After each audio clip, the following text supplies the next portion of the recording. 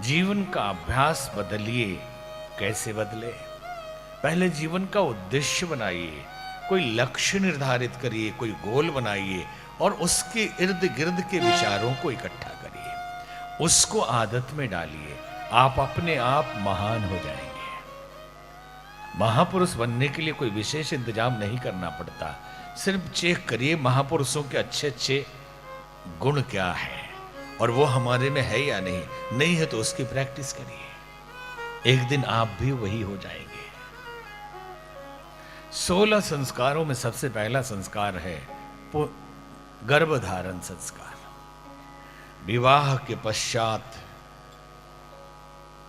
माता पिता मतलब वर वधू अपने गुरुदेव से मिलते थे, मुहूर्त पूछते थे, लड़का चाहिए कि लड़की चाहिए। अभी हर बात के लिए विवाद शुरू होता है, लड़की लड़का क्यों चाहिए, अरे क्यों नहीं चाहिए। आज आपका रेशियो गड़बड़ होता है तो आप परेशान होते। उस जमाने में कोई रेशियो का लफड़ा नहीं था। भाई लड़की का मन है तो लड़की चाहिए, लड़के का मन है तो लड़का चाहिए। और इसका साइंस आज भी विद्यमान है, ये फार्मूला अभी भी है। और ऐसा भी नहीं समझना कि खोया हुआ है, पास में है।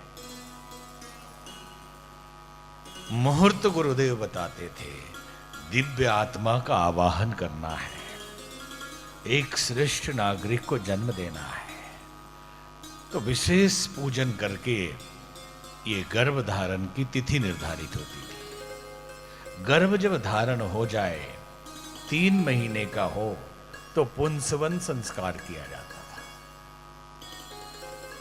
ये क्या है पुंसवन संस्कार? बच्चे की पढ़ाई गर्भ से शुरू होती है। अभिमन्यु ने चक्रव्यूह तोड़ना कहां सीखा था? मां के गर्भ में सीखा था। सुकरात के पास एक मां गई और बोला, मेरे बच्चे का नामांकन आपके विद्यालय में करवाना है। तो उन्होंने पूछा कि बच्चा कब पैदा होगा? मां ने कहा बच्चा 5 साल का हो चुका है। तो उन्होंने कहा उसके पढ़ने की उम्र समाप्त, अब सिर्फ जानकारी हासिल करेगा। पढ़ाई तो मां के गर्भ में होती है। जो मां सोचती है, जो मां पढ़ती है, जो देखती है, उस सब का असर बच्चे के ऊपर होता है। अगर बच्चा बिगड़ जाए बड़ा होके, तो कितनी माताएं देहात में गांव में कहती हैं कि अगर पता होता कि इतना बड़ा राक्षस निकलेगा तो बचपन में ही नमक चटा देती। ऐसा बोलती है, गुस्से में बोलती है, बच्चे से प्यार भी करती है लेकिन ऐसा बोलती है। भूल के भी ऐसा ना बोले। जितना आप आशीर्वाद देती हैं अपने बच्चे को, उतना ही श्राप भी दे रही है।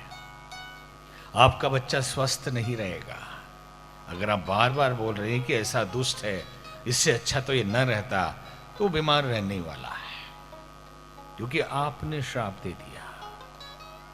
तो जो सोचेंगे, जो खाएंगे, उसका भी असर बच्चे के ऊपर पड़ता है। यहां तक कि जो पिक्चर देखेंगे, जो चित्र देखेंगे। इंग्लैंड में एक गोरे माता पिता को एक काला बच्चा पैदा हुआ, अफ्रीकन टाइप का पैदा हुआ, तो बड़ा हंगामा हुआ, ये दोनों गोरे, बच्चा ऐसे कैसे? तो मनोवैज्ञानिकों ने कहा निश्चित इसके घर में किसी अफ्रीकन का फोटो लगा हुआ है। जाके देखा तो एक काले आदमी का फोटो लगा था। इतना जबरदस्त असर होता है।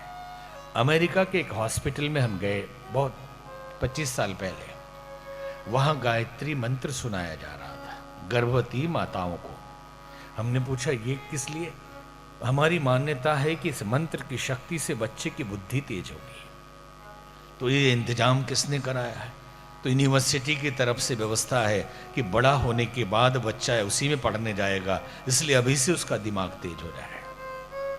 और हम इतने गुलाम हैं मानसिक रूप से कि इस टाइप की चीज बोले अरे पोंगापंथी है। विदेशी लोग ठीक रहते हैं, इसलिए बचपन से ही 1 चम्मच डॉक्टर ब्रांडी, और बाद में पीने लगा बोतल, कहते शराब ही निकल गया। अरे निकल के गया, शुरू आपने करा दिया।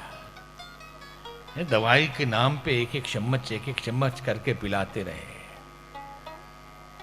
तो मां के गर्भ में बच्चा सब कुछ सीखता है और पुंसवन संस्कार में दिव्य आत्मा का आवाहन किया जाता है। गिलोय अमृता जिसे कहते हैं, बड़गद और पीपल के छाल का रस बनाकर केवल सुंघाया जाता था।